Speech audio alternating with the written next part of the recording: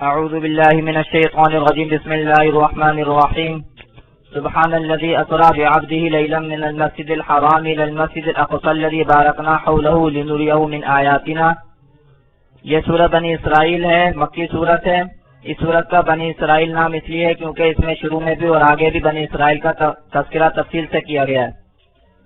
یہاں اللہ رب العزت نے اس پہلی آیت میں حضور صلی اللہ علیہ وسلم کو جو اللہ رب العزت نے بڑا معجزہ عطا فرمایا، جس کو اسراء بھی کہتے ہیں، معراج بھی کہتے ہیں، اس کو ذکر فرمایا۔ اور اس کے دو مرحلے تھے۔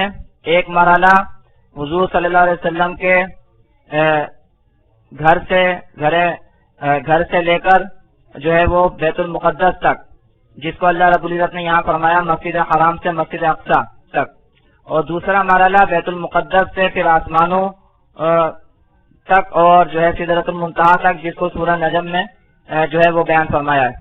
تو یہاں پہلے مرحلے کو بیان فرمایا ہے کہ مسجد حرام سے مسجد اقصی تک اللہ رب العزت لے گئے۔ احادیث میں اس کی کافی تفصیلات بھی ہیں جو یہاں پر ابھی بیان نہیں کی جا سکتی۔ سورہ نجم میں کچھ تھوڑی جو ہے وہ بیان انشاءاللہ تعالی کر دی جائیں گی۔ یہاں یہ بات دھیان میں رہے کہ یہ واقعہ مسلمانوں کے لیے بھی حیرت انگیز تھا، کافروں کے لیے، مشرکوں کے لیے بھی حیرت انگیز تھا، لیکن ظاہر سی بات ہے کہ مسلمان تو ایمان رکھتے تھے قرآن مجید پر، حضور صلی اللہ علیہ وسلم پر، اس لیے ان کو تو یقین آ گیا، انہوں نے تو مانا۔ لیکن کافروں مشرکوں نے طرح طرح کے اعتراضات اٹھائے، ہنسی مذاق اڑایا، طرح طرح کے اعتراضات اٹھائے اور ہنسی مذاق اڑایا۔ تو اللہ رب العزت نے اس کو قرآن مجید میں بھی جو ہے وہ ذکر فرمایا، اور اس کی جس طرح اللہ رب العزت نے اس کی ابتدا فرمائی ہے، تو ابتدا ہی میں جو ہے اللہ رب العزت نے یہ واضح فرما دیا کہ انسان جو ہے وہ کمزور ہے، انسان کی عقل کمزور ہے، لیکن اللہ رب العزت کمزور نہیں ہے، اللہ رب العزت کی طاقت اور قدرت کمزور نہیں ہے۔ اللہ رب العزت ہر قسم کی کمزوری اور نقصان سے پاک ہیں۔ فرمایا سبحان الذی اسری بعبدہ، پاک ہے وہ ذات، پاکی ہے اس ذات کی جو لے گیا اپنے بندے کو لیلا من المسجد الحرام الى المسجد الاقصی، رات کے ایک حصے میں مسجد حرام سے مسجد اقصی تک، الذی بارکنا حولہ، جس کے ارد گرد ہم نے برکت رکھی، لنریہ من آیاتنا، تاکہ ہم دکھائیں اس کو اپنی نشانیوں میں سے۔ تو یہاں ایک تو اللہ رب العزت نے شروع ہی میں واضح فرما دیا کہ اگرچہ یہ واقعہ حیرت انگیز ہے، عجیب ہے، لیکن اللہ رب العزت کی قدرت کے اعتبار سے کوئی عجیب نہیں ہے۔ انسانوں کی قدرت کے اعتبار سے عجیب ہے، لیکن اللہ رب العزت کی قدرت کے اعتبار سے کوئی عجیب نہیں ہے، اس لیے کہ اللہ رب العزت کی قدرت بہت بڑی ہے۔ اللہ رب العزت ہر قسم کی کمزوری اور نقصان سے پاک ہیں، ہر قسم کے عیب سے، نقصان سے پاک ہیں۔ تو وہ ذات اللہ رب العزت وہ ذات ہے جو کہ ہر قسم کے نقصان سے پاک ہے۔ وہ لے گیا اپنے بندے کو لیلا میں، اپنے بندے کو یہاں فرمایا یعنی حضور صلی اللہ علیہ وسلم کو۔ اور عجیب بات آپ یہاں دیکھیں کہ باوجود یہ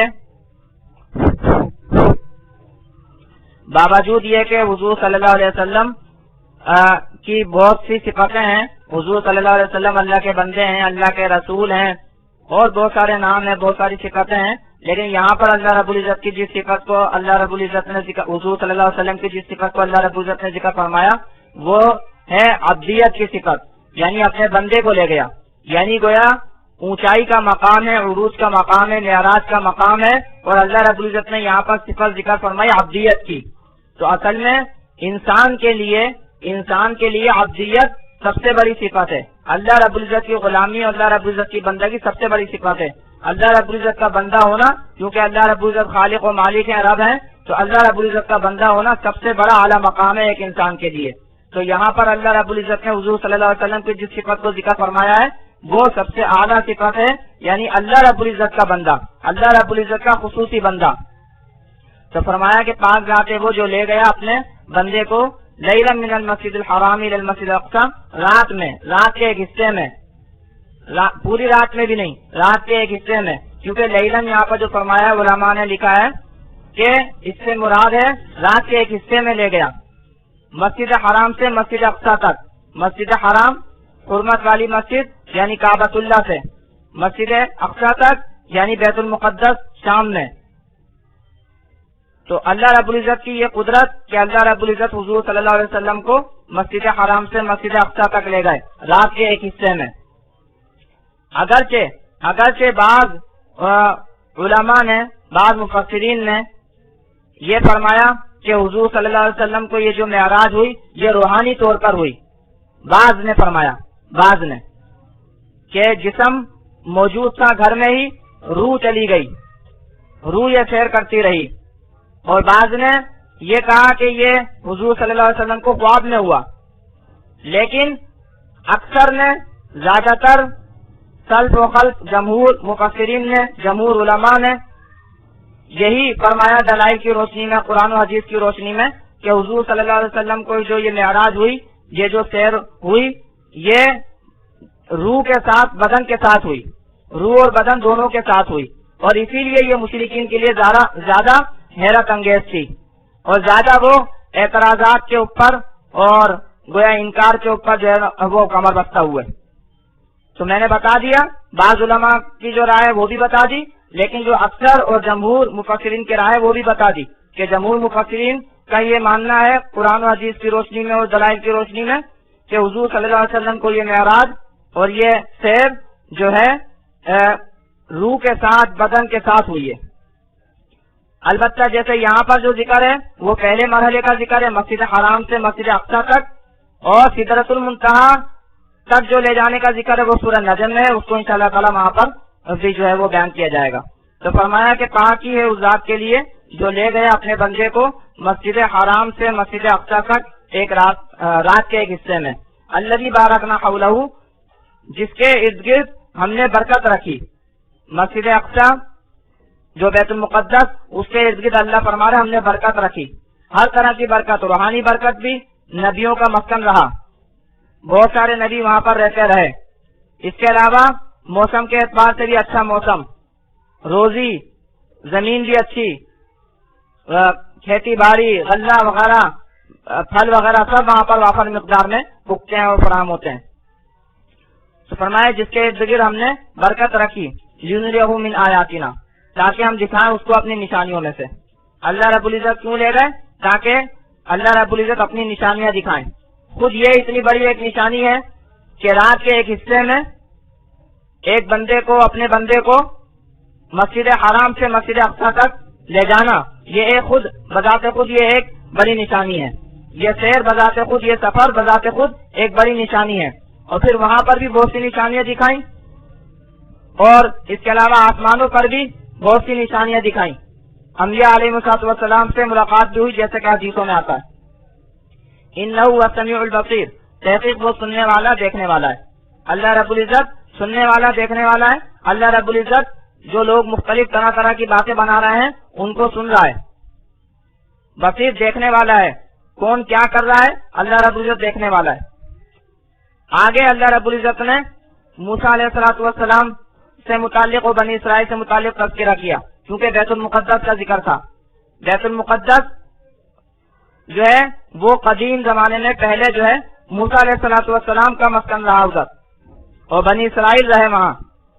تو اس لیے موسیٰ علیہ السلام کا اور بنی اسرائیل کا ذکر فرما رہے ہیں.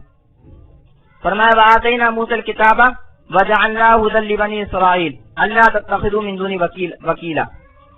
فرمایا کہ اور ہم نے دی موسیٰ کو کتاب اور کیا ہم نے اس کو ہدایت بنی اسرائیل کے واسطے.